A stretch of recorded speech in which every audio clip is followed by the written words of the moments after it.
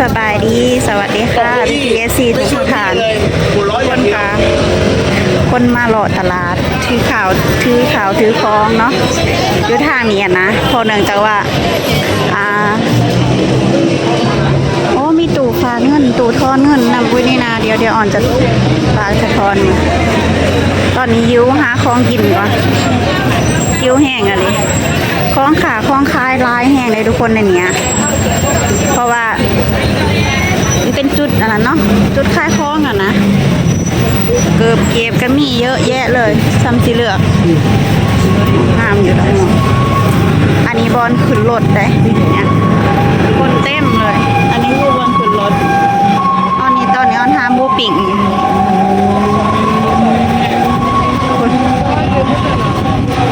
แต่ละคนหิวไปแล้วคนจะมาแล้วหมดจะมาแล้วเจ้าหน้าที่บอกไว้แต่ละคนเขามาหิวเอานอกคนพามา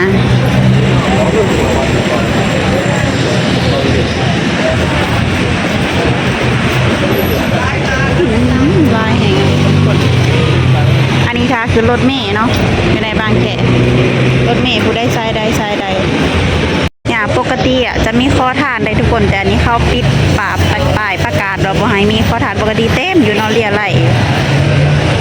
รถจำสิไปรถสองแถวคนตามตอนนี้จะไปตลาดเบิ่งหาเบิ่งของมันจะให้เบิ่งละ10 บาททุกคนเบิ่งแม่หอมยังกันมัน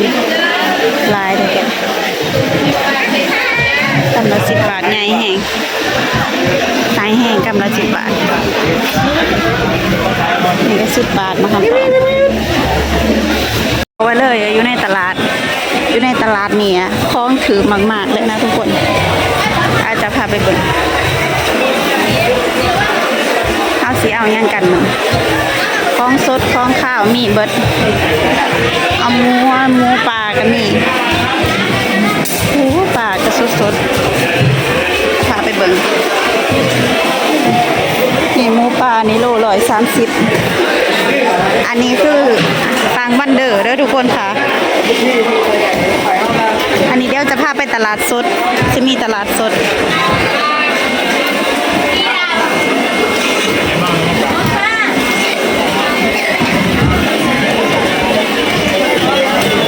เดี๋ยวไปเริ่มแล้วตลาดสดปะทุกคนเดี๋ยวมันจะพาไปซื้อเนาะมื้อนี้มีงบอยู่ประมาณ600 บาทเนาะแต่เอาเงินแบ่งพันไปแลกในเซเว่นมาเอ้ยต้องจกออก600เท่านั้นได้ค่ะสันเดียวจะซื้อเกินนะทุกคน นะเดี๋ยวออนจะพาไปเบิ่งเนาะว่ามันมีหยังแหน่ในทางตลาดสดมื้อนี้คนจะบ่ค่อยหลายเพราะปานใดนะทุกคนหรือว่าเขาเลิกไปแล้วบ่พอออนไปนี่ประมาณ9 โมงเนาะออนแบบอากาศหนาวช่วงนี้นะอยากตื่นสวยๆเนี่ยจักหน่อยไปก็ประมาณ9 โมงนี่มีมะกอกมีครบคือเก่าเนาะผู้ใดอยากได้หยังก็สามารถมาย่างถือได้แต่คนก็สิหลายเด้อจ้าเนาะทุกคนแต่ว่าเรื่องของถือนี่ก็ต้องยอมรับเนาะตลาดบางแคก็ถืออลีเนาะคันผู้ใดได้ไปย่างเนาะต้นหอมมะกอกมะกล้วยเนาะมะข้าวโพดหยังประมาณนี้แล้วก็มีพริกเนาะพริกก็บักหลายมัน20 บาทเนาะมีข้าวปุ้นมีครบซุอย่างทุกคนผู้ใดอยากได้หยังก็เชิญมาตลาดนี้ได้เลยเนาะอันฝั่งนี้ก็เป็นปีเป็นกล้วยมีข้าวโพดมีอันนั้นมักนัดมีหัวปีมีมะคุงมีมะกล้วยมีมังนาวโอ้โหมีสารพัดมีกล้วยตานีพร้อมเนาะกล้วยหอมก็มีฝั่งนี้ก็เป็นผลไม้เนาะมีองุ่นนี่ก็เป็นมะคุงเนาะมักนาวก็เลือกซื้อได้ตามสบายเลยว่าเฮาสิเลือกซื้อร้านใดแค่นั้นแหละนะทุกคนเพราะว่าราคามันก็สิอาจจะแตกต่างกันหน่อยนึงบางครั้งก็อาจจะว่าจังได๋อาจจะเท่ากันเนาะนี่ฝั่งนี้เข้าขายของอันนี้ก็จะเป็นพริกเนาะพริกอันนี้คือ50 บาทได้ถุงนึงนี่ออนถามเขาแล้วเนาะออนว่าถุงเท่าไหร่ถุง50 บาทเนาะพริกแดงก็20 บาทฝั่งนี้เนาะมันสีแดงนะออนเอาสีแดงเพราะว่ามันเสียบ่อยมันเสียง่ายนะนี่อันนี้ก็จะเป็นพวกหมักพร้าวเนาะหมักพร้าวหมัก มักนาดฟังนี่เดี๋ยวเธอหนาจะลองซื้อมากินเบิ่งว่ามันสิเป็นจังไดพอเคยซื้อในหน้าบ้านแล้วสาดบ่แซ่บสมกัดคอเจ้าของอะลีกัดลิ้นเจ้าของพร้อมเนาะมีแครอทพร้อมโลนึงโล75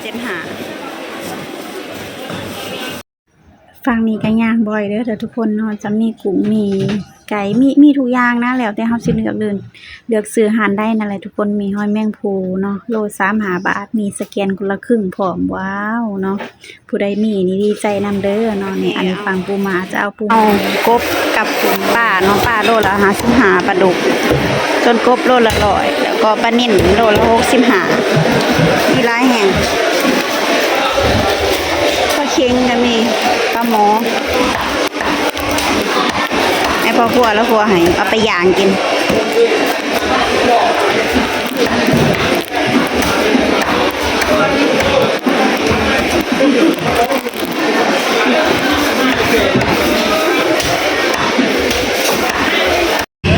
เบิ่งพากันเบิ่งซื้อมาอยู่ผู้เดียวจนสิบ่มีเงิน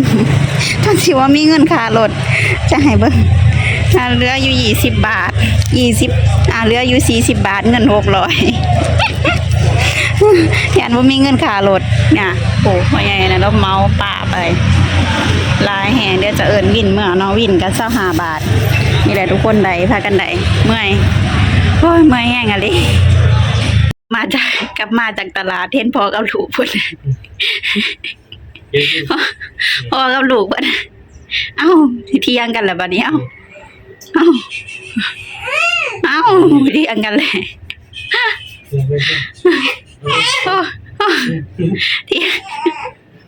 เป็นยังล่ะต้องการยังพอยากกินน้ำพ่อเลยจังได๋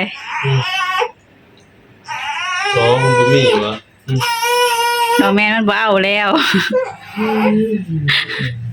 เนาะให้เลย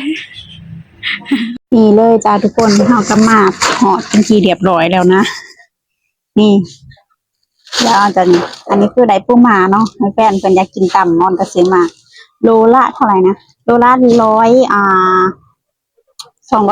เนาะอ่อนได้130ได้3โตแล้วก็ได้อันดอกกะหล่ำเนาะเพิ่น25 บาทเอามาผัดกินอยากกินกระพัดนั่นนะทุกคนแล้วก็แครอท2 อันได้13 บาทเนี่ยก็อันนี้เขาเอิ้นคันตะเอิ้นว่าหยังมะละหวานบ่ได้จังได๋แต่ทำอ่อนบานอ่อนเอิ้นมักเสเวอร์30 บาทเนาะแล้วก็อันนี้มักแล้วก็ตะไคร้เนาะตะไคร้ก็10 บาทมักพริกสวน20 บาท100นึงใบมะกรูด10 บาทเนาะซื้อมาไว้ในแท่นมาคำปลอมทุกคน5 บาทแล้วก็พวกเห็ดเนาะใส่อาหารกะหล่ำนำอันนี้ดอกผักกาดเนาะดอกผักกาดเอามาอยากกินสุกผักใส่เห็ดในเห็ดนำเห็ดกะ12 บาทเนาะซื้อในตลาดเจ้าของอ่ะ20 บาทก็ว่าอันนี้เขาขาย13 บาทเนาะอันนี้13 บาทอันนี้10 บาทมะเขือเทศก็10 บาทจริงๆอยากเอาเป็นโลก็ได้โลละ25 บาทเนาะงามๆเลยแต่อ่อนคันเลือกซื้อทุ่งละ10 บาทนี่แหละแล้วก็ได้ไก่พร้อมเนี่ยไก่เหลืองซื้อมาทอด75 บาทปกติ85 บาทโลนึงแล้วก็ได้เนื้อก็มาเฮ็ดสมเนื้อให้แฟนกินสิเฮ็ดเลยมัน110 บาทแม่นได้แล้วก็ได้ปลาดุกกับกบอันนี้100ได้ทุกคนปลาดุกโลละ55พ่อค้าบอกว่าลดให้5 บาทจริงๆ105 บาทแต่เพิ่นลดให้เนาะนี่แหละทุกคนที่ออนได้มากก็ซ้ำนี่แหละน้องไปตลาดผู้ใดไปซื้ออยู่ตลาดไสนี่ก็อย่าลืมคอมเมนต์เด้อจ้ะสำหรับคลิปนี้ไปแล้วค่ะสวัสดีค่ะ